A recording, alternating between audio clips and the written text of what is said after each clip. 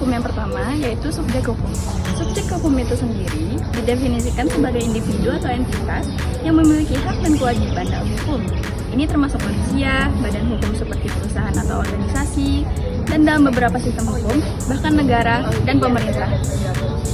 Untuk contoh dari subjek hukum yaitu yang pertama, seorang individu yang memiliki hak untuk menuntut atau dituntut di pengadilan. Dan yang kedua, sebuah perusahaan yang memiliki hak milik dan kewajiban kontraktual. Konsep hukum yang selanjutnya adalah objek hukum. Nah, apa sih objek hukum itu? Objek hukum itu merupakan segala sesuatu yang berguna bagi si subjek hukum, yang adalah manusia dan badan hukum, yang selanjutnya dapat menjadi pokok permasalahan dan kepentingan bagi para si subjek hukum, di mana objek hukum dapat dikuasai oleh subjek hukum. Objek hukum bisa berupa benda dan hak. Selanjutnya, saya akan memberikan beberapa contoh objek hukum.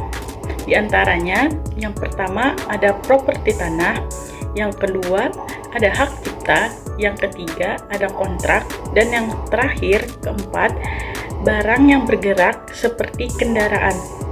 Di sini kami berdua akan menjelaskan definisi dan contoh dari peristiwa hukum. Definisi peristiwa hukum: kejadian atau tindakan yang memiliki konsekuensi hukum, baik yang diatur langsung oleh hukum maupun yang diakui oleh hukum sebagai mempengaruhi hak dan kewajiban. Selanjutnya di sini saya akan menjelaskan beberapa contoh mengenai peristiwa hukum.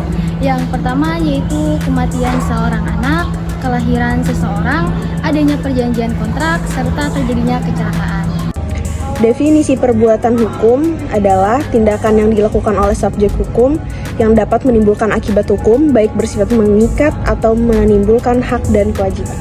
Contoh dari perbuatan hukum adalah seperti menandatangani kontrak, membuat wasiat, dan menyetujui suatu perjanjian. Konsep hukum mendasar yang terakhir adalah akibat hukum. Akibat hukum adalah hasil atau dampak yang secara salah ditimbulkan dari tindakan hukum atau peristiwa hukum tertentu yang diatur oleh peraturan perundang-undangan. Ini mencakup pada perubahan keadaan hukum seseorang atau kelompok yang mempengaruhi keadaan mereka. Contoh dari akibat hukum ialah ketika kedua belah pihak memenuhi kontrak setelah menandatanganinya, lalu selain itu ketika seseorang mendapatkan sanksi pidana maupun perdata setelah melanggar aturan hukum.